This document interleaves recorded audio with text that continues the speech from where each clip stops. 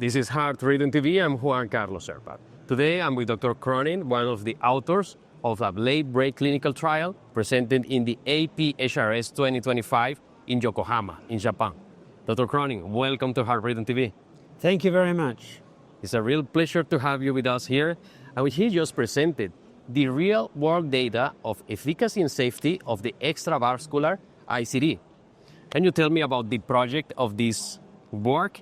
How did you manage to design this publication? So the extravascular defibrillator is an entirely novel defibrillator. It's a novel defibrillator with a novel implant. I regard it as being a revolutionary defibrillator and the next generation of implantable defibrillator. So in this procedure, we implant a lead under the sternum, so the lead is closer to the heart.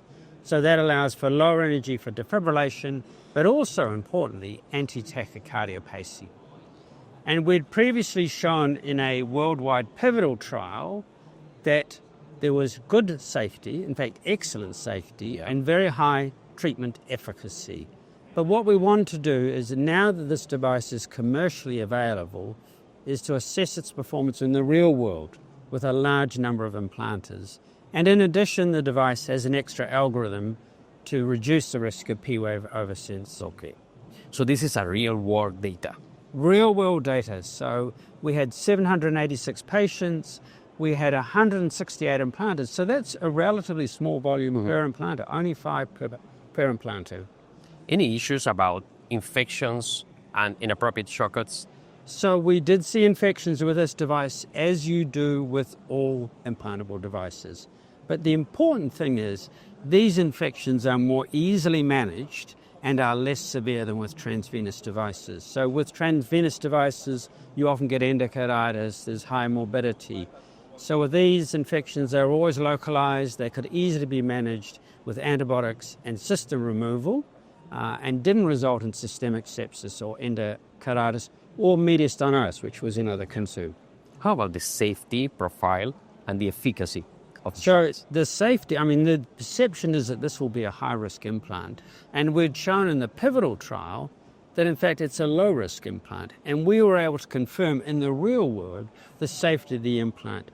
We saw 5 acute complications in 786 patients. Yeah. It's less than 1%. Yeah. And these were not major complications. And importantly, we didn't see any major cardiac injury and there was no need for emergency surgical intervention. And how were the results about inappropriate shocks or the efficacy? Because I know the population that you have is the most like secondary prevention, right? So we had about a third of patients with secondary prevention. We had a high rate of therapy. So at 6 months, 5.2% of patients received therapy. 2/3 received shock. 1/3 received ATP with or without shock. For shock therapy, we had 100% success, and in all but 2 patients successful on the first shock. For ATP, we had a large number of ATP episodes. Our adjusted success rate was 66.9%, unadjusted was 60%, so high rate of efficacy for ATP. So we estimated that there were a significant number of shocks avoided in our patients because of the availability of ATP. So you think this is a revolutionary device? Absolutely. That will change our practice? Absolutely. It's the next generation of implantable defibrillator. Well, thank you so much and congratulations for your work. My pleasure. Dr. Cronin, a pleasure to have you in Heart Rhythm TV. And thank you all for watching Heart Rhythm TV on the YouTube channel.